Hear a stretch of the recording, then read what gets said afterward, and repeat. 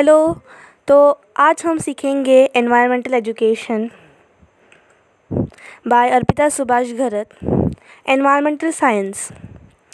तो आज हम सीखेंगे एनवायरमेंटल साइंस का पहला लेसन जो कि है एनवायरनमेंट एंड सस्टेनेबल डेवलपमेंट। तो इसका ये फुल कंटेंट है ऑफ दिस चैप्टर 1। तो 1.1 है इंटरडिसिप्लिनरी नेचर ऑफ एनवायरनमेंट, 1.2 है स्कोप एंड इम्पोर्टेंस, 1.3 है नेशनल एंड इंटरनेशनल ऑर्गेनाइजेशन, 1.4 है contribution of people for environment protection, 1.5 है सस्टेनेबल डेवलपमेंट। तो ये पार्ट 1 वीडियो है जिसमें हम लेंगे 1.1 और 1.2 कवर करेंगे। तो 1.1 है इंटरडिसिप्लिनरी नेचर ऑफ एनवायरनमेंट और 1.2 है स्कोप एंड इम्पोर्टेंस। तो environment and science sustainable development ये हमारा फर्स्ट चैप्टर है और ये आज हम कवर करेंगे। फर्स्ट पेज कवर करेंगे और सेकंड पेज कवर करेंगे। तो आइए हम चालू करते हैं। तो interdisciplinary nature of environment. Environmental study deals with environment issues that affects living organisms. मतलब एनवायरनमेंट जो स्टडी होती है वो किसके साथ डील करती है? जो इश्यूज़ जो कि ऑर्गेनिज्म लिविंग ऑर्गेनिज्म को अफेक्ट करता है, उस स्टडी को हम बोलते हैं एनवायरमेंटल स्टडी को। और इट इज़ एसेंशियली मतलब क्या, ये एक एसेंशियली मल्टी डिसिप्लिनरी अप्रोच है। ये एक मल्टी अप्रोच ये करता है, फॉलो करता है, that brings about an appreciation of our natural world and human impact on its integrity.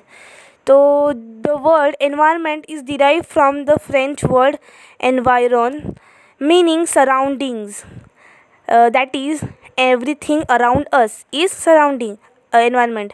तो एनवायरनमेंट मतलब क्या कि जो हमें दिखता है हमारे आजू बाजू का, जो हमें जो आजू बाजू में जो हमें गार्डन्स या तो हमें कुछ जो दिखता है जब हम बाहर जाते हैं तो उसको बोलते हैं हम एनवायरनमेंट। सराउंडिंग्स उसको सिंपल भाषा में बोलते हैं। Now do you know world environment day कब सेलिब्रेट होता है? 5 जून। और ये एवरी ईयर सेलिब्रेट होता है। जो द स्टॉकहोम कॉन्फ्रेंस, तो आइए पढ़ते हैं Stockholm conference. United Nations international conference on human environment was held at Stockholm, Sweden from 5 June to 14 June 1972। तो जो यूनाइटेड नेशन इंटरनेशनल कॉन्फ्रेंस था ह्यूमन एनवायरनमेंट के ऊपर, वो कब हेल्ड हुआ था? वो एक स्टॉकहोम नाम की जगह है जो कि स्वीडन में एसोसिएटेड है, जो कि हेल्ड हुआ था 5 जून को, 5 जून से लेकर 14 जून तक 1972 को। और it was attended by representatives of 114 Nations. मतलब 114 नेशंस ने इसमें भाग लिया था और उनके जो रिप्रेजेंटेटिव थे, उनके जो मुखिया थे, उन्होंने इसमें भाग लिया था। For the first time representative governments at the highest level came together to take note of how mankind had misuse our environment of which we are an integral part. तो उनको क्या, वो उन्होंने क्यों ऐसे बड़े लेवल पे पार्टिसिपेट किया था? क्योंकि उनको पता चल गया था कि बहुत मिसयूज़ कर लिया हमने एनवायरनमेंट को, तो जो हमारा एकदम इम्पॉर्टेंट पार्ट है हम उसको मिसयूज़ कर रहे हैं। इसलिए वो एक साथ आए और उन्होंने ये बैठक की। 150 action plans and 20 principles were approved to protect the delicate balance of ecosystems and to preserve them for the coming generation। तो कितने एक्शन लिए? 150 एक्शन प्लान्स बनाए और उन्होंने वो 20 प्रिंसिपल्स को इम्प्लीमेंट किया, अप्रूव किया। क्यों अप्रूव किया? क्योंकि उनको एनवायरनमेंट, जो हमारा डेलिकेट एनवायरनमेंट है, उसको बचाना था। इसके लिए उन्होंने वो एक्शंस लिए, एक्शन प्लान बनाए और वो 20 प्रिंसिपल्स उन्होंने फॉलो अप किए। The conference adopted the motto, उन्होंने एक मोटो अडॉप्ट किया जो कि था ओनली वन अर्थ। मतलब हम सबकी एक ही अर्थ है, right? For the entire humanity, मतलब हम पूरे इंसान के लिए, हम जितने भी इंसान इस धरती पे है उनके लिए तो एक ही अकेली ही अर्थ है, तो इन्हें प्रोटेक्ट करना हमारा फ़र्ज़ बनता है। The conference declare 5 June as a World environment Day. तो उस दिन से 5 जून को, मतलब 5 जून को हम डिक्लेयर किया उन्होंने कि इस साल इस दिन हम वर्ल्ड एनवायरनमेंट डे मनाएंगे। Environment provides us with a basic life, see इधर बेसिक है और इधर लाइफ है, हाँ, और इधर फूड आएगा। Environment provides us with a basic life support system through air, water and food. तो हमें पता है कि एनवायरनमेंट हमें क्या देती है, हमें एयर देता है, वाटर देती है, फूड देती है। Can not be continue to survive without protecting the earth's environment resources. मतलब ये क्यों हमें देती है, बिकॉज हमें सर्वाइव करने के लिए, हमें ज़िंदा रहने के लिए एनवायरनमेंट हमें ये प्रोटेक्ट देती है। तो now basic terms related to the environment. अभी कुछ बेसिक टर्म्स है जो कि हमें जानना बहुत ज़रूरी है एनवायरनमेंट से रिलेटेड। तो पहला है एनवायरनमेंट। एनवायरनमेंट, तो एनवायरनमेंट क्या होता है? It includes all the aspects of the world around us in which humans, animals and plant live. तो एनवायरनमेंट मतलब क्या, इतने सारे एक एस्पेक्ट होता है जिसमें पूरा वर्ल्ड आ जाता है, और वर्ल्ड में क्या क्या आ जाता है? ह्यूमंस, एनिमल्स एंड प्लांट्स, जिधर हम रहते हैं। Ecology, ecology second term. तो इकोलॉजी क्या होता है? The science that studies the relationships between living and non living things. तो इकोलॉजी क्या है? एक स्टडी है जो कि relationships between living and non living things में स्टडी करता है।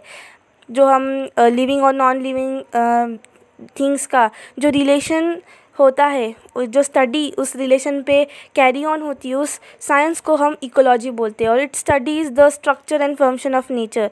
और इकोलॉजी में स्ट्रक्चर एंड फंक्शन की भी स्टडी होती है।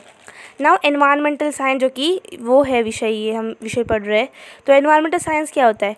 It is the systematic and scientific study of our environment. तो एक सिस्टमैटिक और एक साइंटिफिक स्टडी है एनवायरनमेंट के ऊपर, और it integrates knowledge from the pure sciences, ecology, engineering, management, social sciences and other aspect. तो इंटीग्रेट करता है, मतलब ये एक मिश्रण है नॉलेज का, किस नॉलेज से उठाया गया है, प्योर साइंस में से भी है, इकोलॉजी में भी आता है, इंजीनियरिंग में भी आता है, मैनेजमेंट में भी आता है, social sciences and other aspects. ना fourth term is your environment education. Environment education क्या है? A subject concern with learning on all the environmental issues. तो ऐसा सब्जेक्ट कि जिसमें हम एनवायरनमेंट इश्यूज़ में जो एनवायरनमेंट इश्यूज़ है उसके बारे में हम पढ़ते हैं, उस स्टडी को बोलते हैं एनवायरमेंटल एजुकेशन। और it has a wider coverage that environmental science और इकोलॉजी। तो एनवायरमेंटल साइंस और इकोलॉजी से भी बढ़कर कुछ उसमें ज़्यादा होता है। It also include the social aspects of the environment. Fifth term है एनवायरमेंटल डिग्रेडेशन। एनवायरमेंटल डिग्रेडेशन मतलब क्या कि it is the damage cause to the environment due to the various human activities which harms our surrounding. तो environmental degradation मतलब क्या कि environment degrade हो रहा है, डैमेज हो रहा है। क्यों? क्योंकि हम वेरियस ह्यूमन एक्टिविटीज़, जो हम जो एक्टिविटीज़ कर रहे हैं, हम जो काम कर रहे हैं, उसकी वजह से एनवायरनमेंट गंदा हो रहा है। तो कैसे? हम पेड़ काट रहे हैं, हम बिल्डिंग बना रहे हैं, तो वो उससे हार्म होता है, एनवायरनमेंट को, सराउंडिंग को हार्म होता है। तो फॉर एग्जांपल डिफॉरेस्टेशन। डिफॉरेस्टेशन मतलब क्या? Cutting down the trees. हम पेड़ काट रहे हैं मतलब डिफॉरेस्टेशन कर रहे हैं। पोल्यूशन ऑफ वाटर मतलब हम कचरा डाल रहे हैं वाटर में और पोल्यूट कर रहे हैं वाटर को। एयर में कैसे? हम गाड़ी का धुआं एंड ऑल दोस थिंग्स, उसकी वजह से भी एयर पोल्यूशन होता है। सॉइल पोल्यूशन में कैसे? सॉइल पोल्यूशन में जो हम डिकम्पोज करते हैं हमारा जो कचरा, जैसे प्लास्टिक, तो वो सॉइल को इरोड कर डालता है, इसलिए सॉइल डिग्रेडेशन भी होता है। तो एनवायरनमेंट डिग्रेडेशन में ये सब आते हैं। Now six term is the environmental conservation. Environmental conservation मतलब क्या? It includes ways in which to protect nature and control the damage cause to our natural environment. तो एनवायरमेंट कंजर्वेशन मतलब सिंपल कि हम कैसे प्रोटेक्ट करेंगे हमारे नेचर को और कंट्रोल करेंगे जो डैमेज कॉज कर रहे हम ही जो डैमेज दे रहे, नुकसान दे रहे एनवायरनमेंट को, वो हम कैसे काबू करेंगे, उसमें ये उसकी स्टडी होती है। ये एक टर्म है जो कि बहुत इंपॉर्टेंट है। For example when we prevent the killing of wild life, जब हम प्रिवेंट करेंगे वाइल्ड लाइफ किलिंग को, अगर कोई जानवर को मार रहा है और हमने उसको उस जानवर को बचा लिया, तो हम एनवायरनमेंट कंजर्वेशन कर रहे हैं। और we turn a barren land into a forest, मतलब हम एक सूखी बंजान ज़मीन को अगर हम उसमें पेड़ लगा रहे और उसको एकदम हरा भरा कर रहे हैं, तो वो भी एक एनवायरमेंटल कंजर्वेशन है। We are conserving the environment. तो ये दोनों काम करने से हम क्या कर रहे हैं? हम एनवायरनमेंट को बचा रहे हैं। अभी the environment consist of 4 segment. तो एनवायरनमेंट कितने सेगमेंट कंसिस्ट करता है? 4 सेगमेंट्स। तो वो कौन से हैं? तो पहला है आपका atmosphere, second is hydrosphere, third is lithosphere and fourth is biosphere. तो एटमॉस्फेयर के बारे में पहले स्टडी करेंगे। About 99% of the total earth's atmospheric mass is concentrated in the first 30 kilometres above earth surface. तो जितना जो अगर हमने ज़मीन से लेकर 30 किलोमीटर अप स्काई में अगर मेजर किया तो उतने तक जो कॉन्सेंट्रेटेड एयर है वो उधर रहती है, मतलब ज़्यादा ऑक्सीजन हम 30 किलोमीटर के अंदर प्रेजेंट होती है। अर्थ का मास वो इतना एटमॉस्फेरिक मास मतलब क्या कि उतनी उधर कॉन्सेंट्रेशन ऑफ ऑक्सीजन पावर है उधर। Now based on characters such as temperature and composition the earth atmosphere can be divisible into following layers. तो एटमॉस्फेयर है उसको भी बांटा गया है इनटू द 4 सेगमेंट्स, जो कि है troposphere, stratosphere, ionosphere and exosphere. तो उस पहले पढ़ेंगे troposphere. Troposphere is at about 12 kilometres. तो एटमॉस्फेयर से अगर हमने ये किया तो मेजर किया 12 किलोमीटर तक, तो उस मेजरमेंट को बोलेंगे ट्रोपोस्फियर, और वो 12 किलोमीटर तक होती है फ्रॉम अर्थ सरफेस जो अर्थ सरफेस रहती है उधर से अगर हमने मेजर किया तो वो 12 किलोमीटर्स, तो वो ट्रोपोस्फियर कहलाता है। द लोवेस्ट लेयर है ये from the surface of the अर्थ, इसलिए उसको हम क्या बोलते हैं? ट्रोपोस्फियर। लोवेस्ट है इसलिए हम उसको बोलते हैं troposphere. The temperature decreases according to the height at this level. हमें पता है कि जैसे हाइट बढ़ती है जैसे टेम्परेचर डिक्रीज़ होता है। डिक्रीज़ मतलब क्या? जैसे हम ऊपर जाएंगे हवा में तो वैसे हमें ठंडी लगेगी, मतलब टेम्परेचर डिक्रीज़ हो रहा है, और हम नीचे आएंगे तो टेम्परेचर इंक्रीज़ होगा। इंक्रीज़ मतलब हमें गर्मी लगेगी, राइट? तो the temperature decreases according to the height at this level. The drop of temperature rate at every 160 metre height is about 10 degree Celsius. हम 160 अगर हमने 160 मीटर ये कर लिया, कवर कर लिया डिस्टेंस, तो 10 डिग्री सेल्सियस माइनस मतलब वो उतना टेम्परेचर घटेगा। वैसे हम 160 करते करते हुए अगर हम ऊपर जाएंगे तो ऐसे करते 10 डिग्री सेल्सियस माइनस होते चले जाएगा टेम्परेचर। और वैसे ही अपोजिट वाइस वर्सा अगर हम नीचे चले जाएंगे तो क्या होगा? तो वो टेम्परेचर इंक्रीज़ होता जाएगा 10 degree Celsius. The temperature differs at different Heights and at different layers. तो हमें पता है कि जो टेम्परेचर होता है वो डिफरेंट हाइट्स में डिफर करता है, मतलब सेम नहीं रहता, डिफरेंट होता है। Although this layer is smaller than the other layer से बहुत स्मॉलर है। It is important as regardless the weight of the air and covers 80% of the atmospheric air. तो ये बहुत इंपॉर्टेंट है, क्यों? बिकॉज 80% जो हम एयर ब्रीथ करते हैं तो 80% इस ट्रोपोस्फियर में ही प्रेजेंट रहती है, इसलिए ये ट्रोपोस्फियर एक बहुत छोटा है पर बहुत इम्पॉर्टेंट है। Now other elements of the air are vapour, water molecule, dust and microscopic organisms are found in this layer. तो हमें पता है कि एयर में ओनली ऑक्सीजन नहीं प्रेजेंट रहता, एयर में क्या क्या प्रेजेंट रहता है? वाटर वेपर रहता है, वाटर मॉलिक्यूल्स रहते हैं, छोटे छोटे वाटर मॉलिक्यूल्स वो दिखते भी नहीं, माइक्रोस्कोपिक वाटर मॉलिक्यूल्स रहते हैं, डस्ट रहते हैं, और माइक्रोस्कोपिक ऑर्गेनिजम्स हमें इसमें पाए जाते हैं। तो this layer is very important and useful for the life of living beings. तो ये लेयर क्यों इंपॉर्टेंट है मैंने बताया, क्योंकि इसमें 80% ऑफ एयर प्रेजेंट रहती है, in which rain, wind, storm, hills, snow, cloud etcetera exist. और इसमें एयर भी रहती है और ये भी इंक्लूड होता है। क्या क्या इंक्लूड होता है? Rain, wind, storm, hello, snow, clouds. Rain मतलब क्या? बारिश। विंड मतलब हवा। स्टॉर्म मतलब जो स्टॉर्म आता है, जो तूफ़ान आता है वो। हेल मतलब क्या? जो बर्फ़ के चट्टान गिरते हैं वे हेल। स्नो मतलब जो नॉर्मल स्नो, बर्फ़। क्लाउड्स मतलब जो ढग मतलब बादल, एक्सेट्रा एग्जिस्ट मतलब क्या? एग्जिस्ट मतलब उसमें प्रेजेंट है, मतलब वो उसका अस्तित्व है, इनका अस्तित्व भी है। तो tropopause the layer that separates troposphere and stratosphere. तो ट्रोपोपॉज ट्रोपोपॉज किसको बोलते हैं, जो सेपरेट करता है ट्रोपोस्फियर और स्ट्रेटोस्फियर लेयर्स को, उसको बोलते हैं ट्रोपोपॉज। वेरी इंपॉर्टेंट है।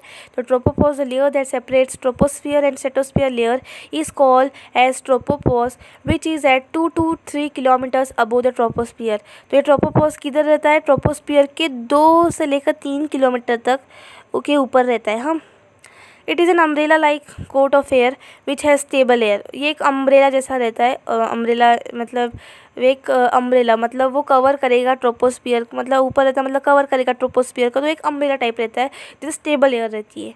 Rain, wind, lightning, cloud, storm etcetera do not exist in this layer. तो इधर एक्सिस्ट कर रहा है ट्रोपोस्फियर में, वो ट्रोपोपॉज में एक्सिस्ट नहीं करता। इधर रेन भी नहीं होता, विंड भी नहीं है, लाइटनिंग भी नहीं है। लाइटनिंग मतलब क्या, जो बिजली कड़कती है वो, क्लाउड्स, स्टॉर्म्स एक्सेट्रा ये नहीं है, do not exist in this layer. जो ट्रोपोपॉज है हैज़ अ विथ, जो ट्रोपोपॉज का विथ कितना होता है 1.5 किलोमीटर। एंड विथ मतलब जो उसका ये चौड़ाई। And the temperature of this layer is about 53 degree Celsius. तो ये टेम्परेचर बहुत इंपॉर्टेंट टू लर्न। तो उसका जो टेम्परेचर होता है वो कितना होता है 53 degree Celsius. It also contains high amount of dry ozone. तो उधर जो O3 होता है, O3 मतलब ओजोन, तो ड्राई ओजोन, हमें पता है कि ओजोन लेयर होता है जो कि हमें प्रोटेक्ट करता है from the harmful ultraviolet raise. आगे अब पढ़ेंगे स्ट्रेटोस्फियर, जो कि सेकेंड लेयर होता है। ट्रोपोस्फियर के बाद आता है स्ट्रेटोस्फियर। तो stratosphere is a layer between tropopause and stratopause. जैसे जो हमने पढ़ा ट्रोपोपॉज ट्रोपोस्फियर के ऊपर रहता है और स्ट्रेटोस्फियर किसके बीच में रहता है, ट्रोपोपॉज और स्ट्रेटोपॉज के बिटवीन वो एग्जिस्ट करता है stratosphere. The height of this layer keeps changing according two seasons. तो इसकी हाइट कंफर्म नहीं रहती, डेफिनेट नहीं रहती। इसकी जो हाइट होती है वो चेंज होती रहती है। कैसे चेंज होती है, seasons according to the seasons वो जो उसकी हाइट होती है वो चेंज होती रहती है। Temperature remains constant for certain height of the layer. जो टेम्परेचर होता है वो सर्टन रहता है, सर्टन हाइट्स के लिए कॉन्स्टेंट रहता है, मतलब जो टेम्परेचर है वो सेम रहता है, बट जो हाइट रहती है वो चेंज होती रहती है। बट बियॉन्ड 32 किलोमीटर्स, अभी 32 उसके जो स्ट्रेटोस्फियर के बियॉन्ड अगर 32 किलोमीटर्स गए तो टेम्परेचर इंक्रीज, टेम्परेचर होता है वो इंक्रीज़ होता है। This layer is called isothermal zone. इस लेयर को हम बोलते हैं isothermal zone. The heat from the sun is observe in this layer. जो हीट होती है उस सन की वो इधर ऑब्जर्व होती है। हैंस टेम्परेचर इज़ रिटेन, इसलिए टेम्परेचर हम रिटेन कर सकते हैं। इसके लिए ये लेयर टेम्परेचर रिटेंशन के लिए बहुत यूज़फुल है।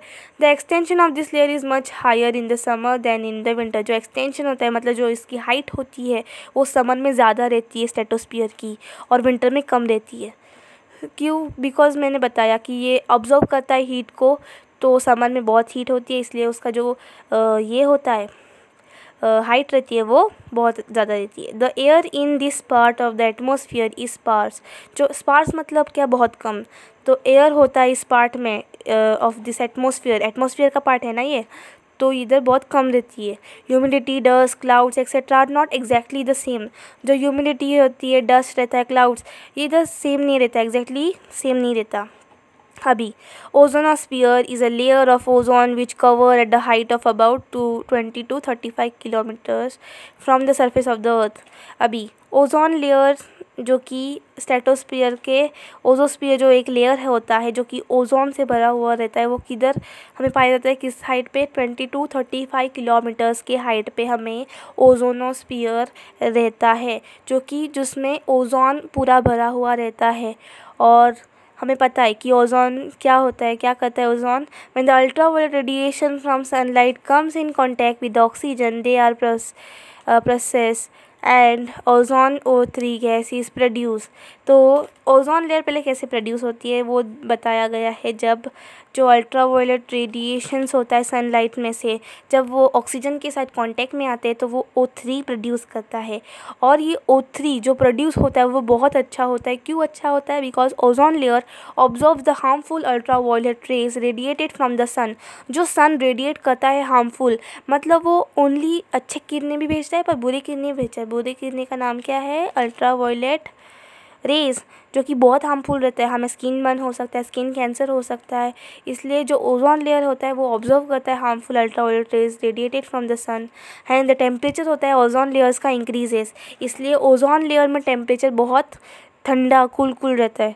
This layer protects life on earth, तो ये जो लेयर होता है वो प्रोटेक्ट करता है लाइफ ऑन द अर्थ। कैसे लाइफ मतलब क्या, पीपल जो हम रह रहे हैं अर्थ के ऊपर, तो वो प्रोटेक्ट कर रहा है। कैसे प्रोटेक्ट कर रहा है, हार्मफुल अल्ट्रावायलेट रेज को अगर वो ऑब्जर्व कर रहा है तो वो प्रोटेक्ट कर रहा है हमें, स्किन डैमेज, जो स्किन कौन सी भी डिजीज़ है उससे बचा रहा है। Hence ozone layer is called the protective umbrella of earth, इसलिए ये बहुत इंपॉर्टेंट है कि ozone layer is what called the protective umbrella of earth. Today due to increasing pollution the layer of ozone is becoming weak, तो आज के ज़माने में पोल्यूशन बढ़ रहा है तो ओजोन लेयर वो भी क्या हो रहा है, वीक हो रहा है, कमज़ोर हो रहा है। That results in increase in the global temperature, global temperature में इंक्रीज़ हो रहा है, तो उसकी वजह से ग्लोबल वार्मिंग हो रही है। इंक्रीज़ मतलब क्या, बढ़ रहा है, ग्लोबल टेम्परेचर बढ़ रहा है मतलब बहुत गर्मी हो रही है, हीट हो रही है। इससे हमें पता है क्या होगा, अगर हीट बढ़ेगी तो हमारी जो आइस है नॉर्थ और साउथ पोल में वो क्या हो जाएगी, मेल्ट हो जाएगी और हम पानी से बच जाएंगे, राइट। वही इसका ग्लोबल वार्मिंग का अर्थ है। This has become a serious matter in terms of survivals of living organism, तो ये ग्लोबल वार्मिंग एक बहुत बड़ा मैटर बन चुका है कि हम कमिंग जनरेशन फ्यूचर में कैसे ज़िंदा रहेंगे उस मामले में। अभी आइनोस्फीयर, अभी हमने ट्रोपोस्फीयर पढ़ा, स्ट्रेटोस्फीयर पढ़ा और अभी पढ़ेंगे आइनोस्फीयर। आइनोस्फीयर एक लेयर होता है found beyond the stratosphere, stratosphere के बियॉन्ड हम आइनोस्फीयर फाउंड आउट करते हैं around 360 to 400 kilometres from the surface of the earth which is until the end of the atmosphere, मतलब एंड जो एटमोसफियर का एंड रहता है ना तब तक वो फैला हुआ रहता है और वो एक्सटेंड करता है from 104 to 102 kilometres from the surface of the अर्थ। जो रेडियो वेव्स ट्रैवल्स अभी इस लेयर में क्या ट्रैवल करता है, radio waves travel from this layer to earth because of which we can listen to, हम किसको लिसन कर सकते हैं, हम लिसन कर सकते हैं रेडियो से, call a transducer which is,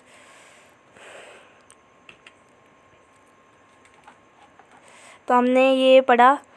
अभी हम पढ़ेंगे ये पेज, द रेडियो, हम ये पढ़ रहे थे radio. Only 1% of the air is present in this layer of the total atmospheric air, तो ये जो आइनोस्फीयर है उसमें कितनी परसेंट ऑफ एयर प्रेजेंट रहती है, 1% ऑफ एयर प्रेजेंट रहती है।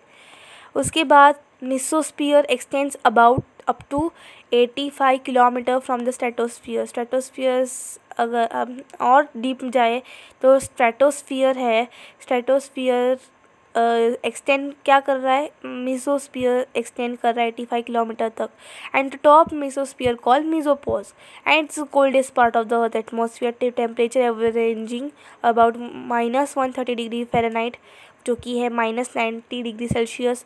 और इसमें क्या क्या घूम रहा है, jets and balloons don't go high enough in this layer, ये इधर इतने तक हाई नहीं जाते बिकॉज टेम्परेचर भी लो है एंड ऑल दोज थिंग्स, उसका जो मटेरियल्स होता है वो ठीक नहीं होता उस टेम्परेचर को झेलने के लिए। अभी हम पढ़ेंगे एक्सोस्फीयर और role of atmosphere in climate. तो एक्सोस्फीयर एक्सटेंड्स फ्रॉम, कितना एक्सटेंड कर रहा है, 500 to 750 किलोमीटर तक एक्सटेंड कर रहा है from surface of the earth. और at the height of about 494 kilometer radio waves of the temperature of 1700 degree Celsius, जो कि जो रेडियो वेव्स का टेम्परेचर कितना है 1700 डिग्री सेल्सियस, इस 490 किलोमीटर तक क्या कर रही है, उधर वो ट्रैवल कर रही है, has been deducted from the rockets and radio waves. तो हम उसमें रेडियो वेव्स कैसे हम डिटेक्ट करते हैं, रॉकेट और रेडियो वेव्स को डिटेक्टेड किया गया है इस हाइट के ऊपर, और जो उन वेव्स का कितना टेम्परेचर होता है 1700 degree Celsius. This layer predominantly contains neutral atoms of oxygen, helium and hydrogen. This layer क्या ये कर रहा है, कंटेन कर रहा है, contains neutral atoms of oxygen, neutrals atoms of oxygen, helium और हाइड्रोजन को वो कंटेन कर रहा है। The height of about 2000 kilometres, बहुत ऊपर, the neutral atoms have been effect call a magnetic circles. तो जो मैग्नेटिक सर्कल्स बनते हैं ना कि अर्थ के इधर, तो वो किस हाइट पे बनते हैं, 2000 kilometers. The neutral atom have an effect call an magnetic circle. अभी role of atmosphere in climate, अभी जो एटमॉस्फेयर का रोल कैसे है क्लाइमेट के अंदर, वो हम डिस्कस करेंगे। Earth is able to support a wide variety of living means because of its diverse regional climate. अभी अर्थ होता है, जो अर्थ है वो सपोर्ट कर सकता है wide variety of living means, कैसे? बिकॉज उसके पास डाइवर्स मतलब एकदम एकदम बहुत अच्छा क्लाइमेट है, that ranges from extreme cold at poles to tropical heat at the equator. मतलब डाइवर्स है, पूरा रेंज मिल जाएगा हमें क्लाइमेट का इस अर्थ के ऊपर, इसलिए वो एक डाइवर्स रीजनल क्लाइमेट कहलाता है। A region's climate is often described, for example, as sunny, windy, dry, or humid. But while the weather can change in just a few hours, see, climate को हम कैसे डिस्क्राइब करते हैं? Sunny, windy, dry और humid.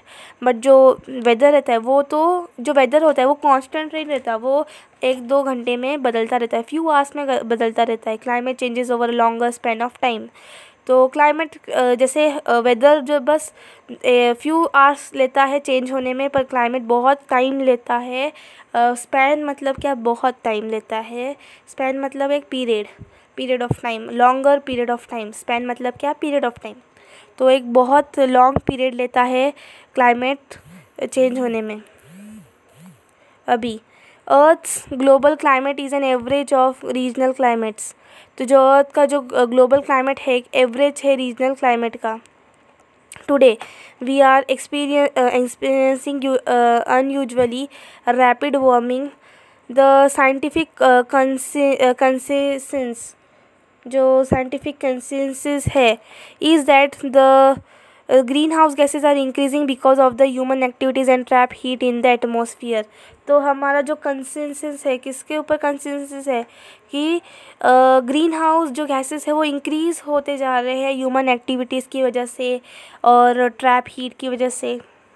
Trap heat क्यों हो रहा है? बिकॉज ओजोन लेयर वीक हो रहा है, तो उसकी वजह से वो ऑब्जर्व नहीं करता अल्ट्रावायलेट हीट, तो उधर वो ट्रैप हो जाती है और वो हमें अर्थ के अंदर रह जाती है, इसलिए वो ग्रीन हाउस गैसेस प्रोड्यूस हो रहा है। तो ये बहुत एक संकट है। Now this is a diagram of our life support system, the general structure of the earth. See, ये एक अर्थ का स्ट्रक्चर है। सी, ये कोर है जो कि बहुत बीच में होता है, सेंटर लेयर होता है, सेंटर इज़ अ कोर। बाद में आता है मेंटल आता है, बाद में आता है आपका लोअर मेंटल आएगा, और ये अपर मेंटल है। ये एकदम ऊपर क्या होता है? क्रस्ट, एक लेयर होती है सॉइल की, उसको बोलते हैं क्रस्ट। और लिथोस्फीयर हमें पता है, मतलब ज़मीन। और ये है ये क्रस्ट है, ये रॉक्स, ये सॉइल्स, ये वेजिटेशन एंड एनिमल्स, ये एटमॉस्फियर है। ये क्या है? ये लिथोस्फीयर मतलब ज़मीन, हाइड्रोस्फीयर मतलब वाटर, एटमॉस्फेयर मतलब एयर, बायोस्फीयर मतलब जो लिविंग ऑर्गेनिजम्स है उसको बायोस्फीयर बोलते हैं, और क्रस्ट मतलब जो ऊपर की लेयर होती है अर्थ की, वो upper most layer of the earth. अभी हम पढ़ेंगे 1.2 जो कि है scope and importance. So scope and importance. Environment is not a single subject. It is an integration of several subjects that includes both sciences as well as social sciences. मतलब environment एक single subject नहीं है, उसमें क्या क्या include हो रहा है? उसमें एक social sciences भी आता है और ऐसे साइंस भी आता है। तो to understand all the aspects of our environment we need to know about life sciences. हमें लाइफ साइंसेज की जानकारी, अगर हमें एनवायरनमेंट एकदम अच्छे से मालूम होना चाहिए, तो इसलिए उसके लिए हमें लाइफ साइंसेज आना चाहिए, केमिस्ट्री आना चाहिए, फिजिक्स आना चाहिए, ज्योग्राफी आना चाहिए, रिसोर्स मैनेजमेंट आना चाहिए, इकोनॉमिक्स आना चाहिए, and engineering and social sciences, population issues of poverty, resource use and allied issues.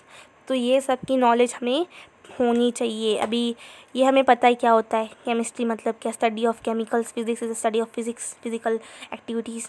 Geography मतलब study of the earth as a single component, right. Resource management मतलब जो रिसोर्सेज निकलते हैं natural all those resources management में आता है। Economics मतलब पैसे से रिलेटेड। इंजीनियरिंग मतलब साइंस फील्ड, बिल्डिंग बनाना। सोशल साइंसेज मतलब क्या? हमारा history, political science, allied science issues. Allied issues मतलब जो रिलेटेड है। देन इश्यूज़ ऑफ पॉवर्टी मतलब जो इश्यूज़ होते हैं जो गरीबी से रिलेटेड है। पॉपुलेशन ये पूरा हमें नॉलेज होना चाहिए उस, अगर हमें एनवायरनमेंट का पूरा जानकारी चाहिए तो।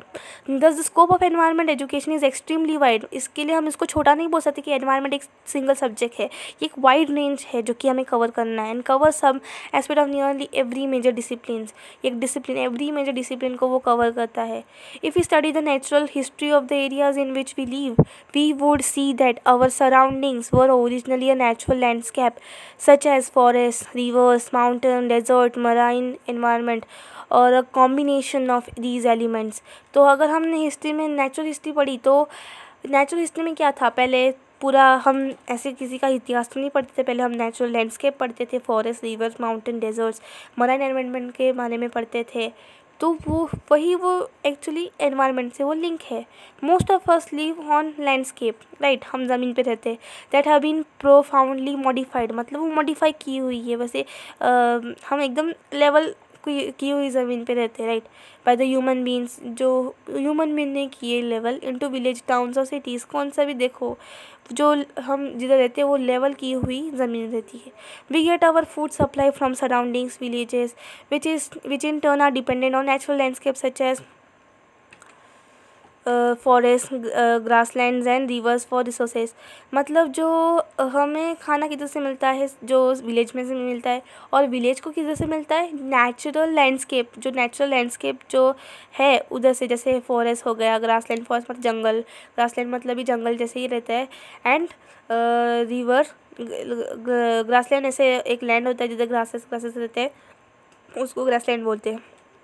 रिवर्स में से मिलते हैं हमें खाना। तो industrial development and intensive agriculture practice that provide the goods for our increasing consumer oriented society uses up a large amount of natural resources. तो जो इंडस्ट्रियल डेवलपमेंट में और इंटेंसिव एग्रीकल्चर प्रैक्टिस में जो इंटरनेट डेवलपमेंट होता है, जब industry बनती है, और जो एग्रीकल्चर प्रैक्टिसेस होते हैं, बहुत भारी भारी एग्रीकल्चर जो प्रैक्टिसेस हम करते हैं, उसके लिए हम क्या करते हैं, हम सोसाइटी का बहुत यूज़ करते हैं, नेचुरल रिसोर्सेज यूज़ करते हैं। Consequently these will get exhausted in the near future. तो इससे क्या होगा, अगर हम यूज़ करते जाएंगे तो ये फ्यूचर में ख़त्म हो जाएगा। If we continue to extract them there will be nothing left for the next generations. अगर हम उसको एक्सट्रैक्ट करते रहेंगे तो वो नेक्स्ट जनरेशन तक सस्टेन नहीं रहेगी, किसी बचेगी नहीं उनके लिए। Rapid economic growth and unplanned development has inevitably led to the environmental degradation. मतलब जो रैपिड इकोनॉमिक ग्रोथ हो रहा है, पैसे से ग्रोथ हो रहा है, और एक अनप्लान डेवलपमेंट, मतलब कैसे भी करके हम इधर भी जाके बिल्डिंग बना रहे हैं पेड़ काट कर, तो वो क्या हो रहा है, एनवायरमेंटल डिग्रेडेशन हो रहा है। तो अनप्लान्ड डेवलपमेंट हो रहा है हम रैपिड इकोनॉमिक ग्रोथ की वजह से। तो इसके लिए वो अगर इसको अभी नहीं बचाएंगे तो वो फ्यूचर में जाके वो नहीं रहेगा। The environment affects us in many ways. कैसे many ways? Due to the weather changes.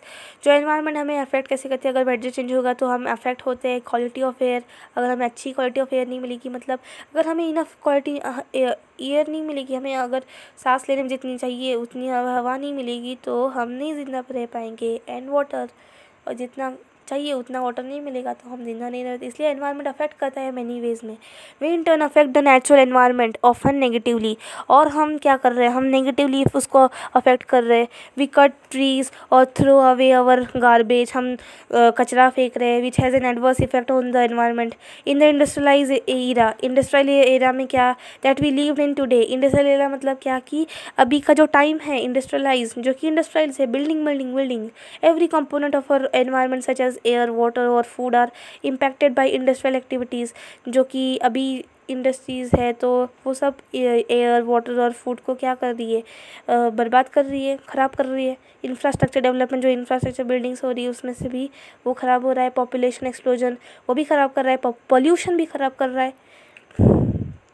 ये देखो, ये है एनवायरनमेंट साइंस। तो ये एक स्टडी है interdisciplinary nature of environment. See philosophy, agriculture, chemistry, physics, economics, sociology, law, biology, political science, engineering, computer science, earth science, philosophy.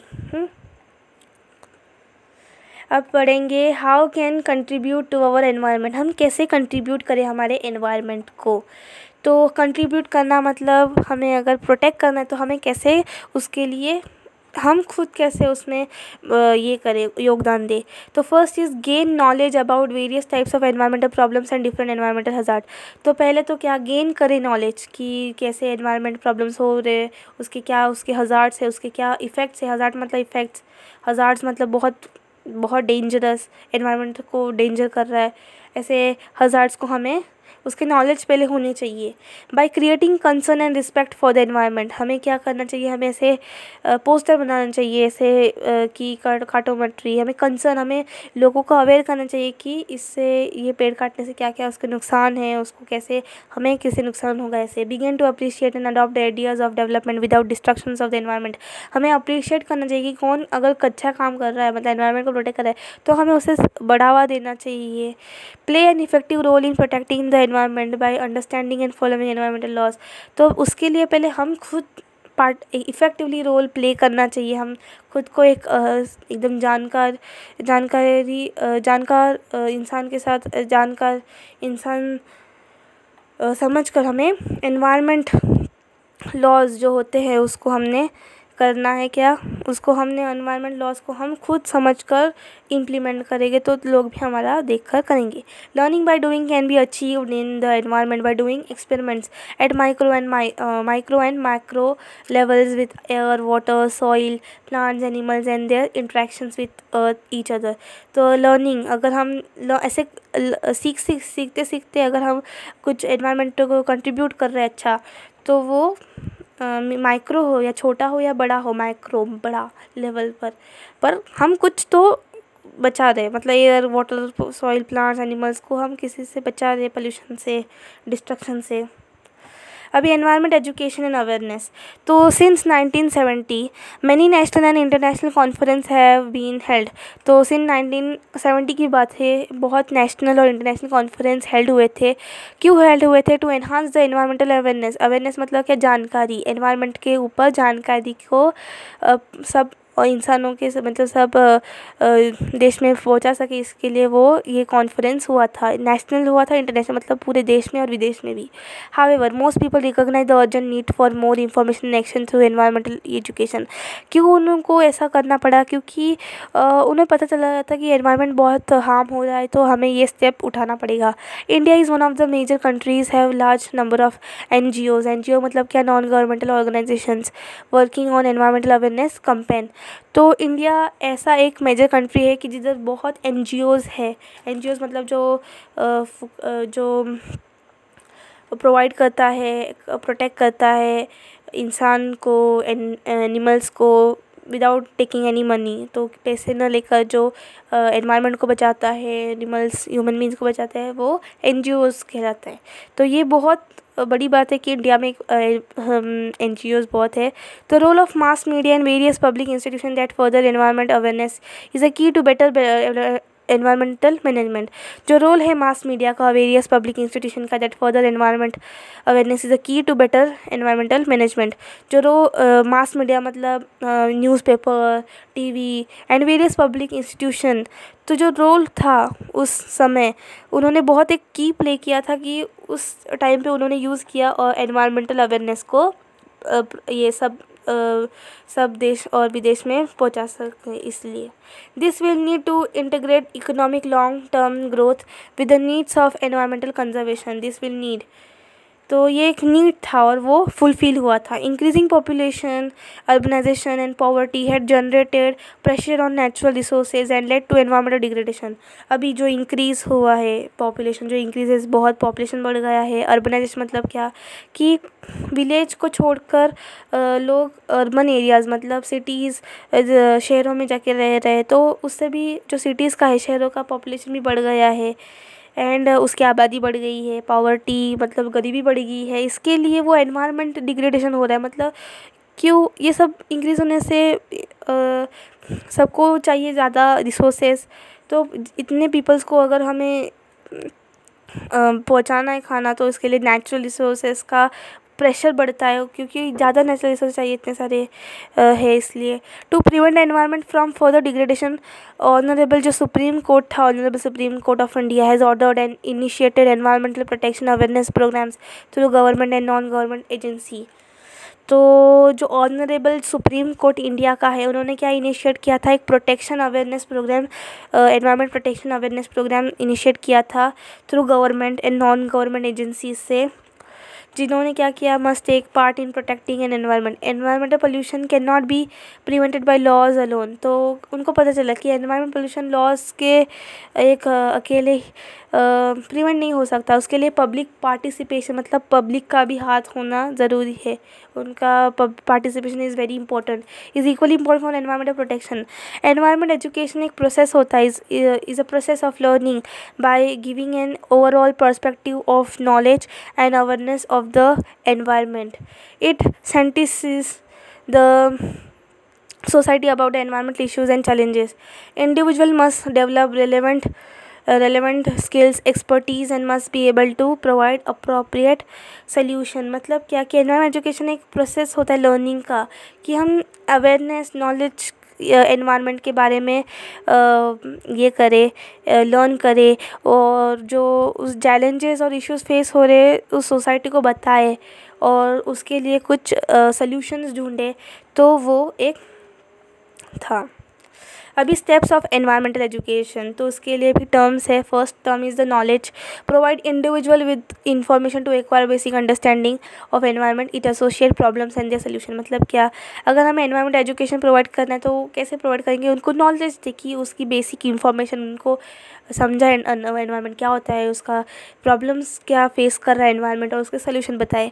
Awareness मतलब क्या, help communities to create awareness of their own environmental issues and sensitize them towards environmental problems and solutions। तो awareness उनको बताए कि क्या चल रहा है, क्या एनवायरनमेंट को इश्यूज़ अभी इस प्रेजेंट टाइम में हो रहे, और कैसे उस प्रॉब्लम बढ़ सकती है आगे जाके, और कैसे हम सॉल्यूशंस की मदद से अभी उसको ख़त्म कर सके। ऐसे अवेयरनेस उनको क्रिएट करना चाहिए कम्युनिटीज़ के मदद से। एटीट्यूड्स मतलब क्या, help individual acquire a set of values and feelings of concern for the environment and motivation for active participation in environmental improvement and protection activity.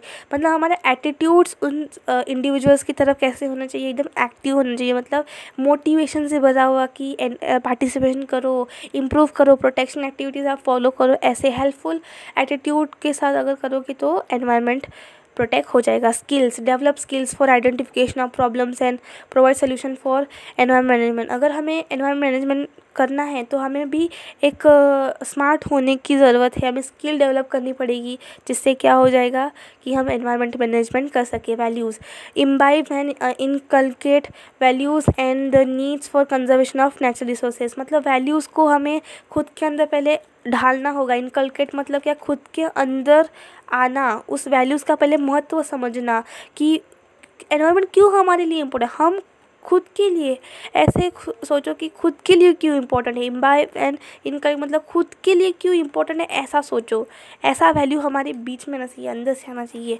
फिर हम प्रोटेक्ट कर सकते हैं। ऐसे हम अगर टर्म्स ये करेंगे। Thank you. नेक्स्ट वीडियो में हम पार्ट 2 कवर करेंगे, तो भूलिए मत सब्सक्राइब करने को और लाइक करने को। Thank you.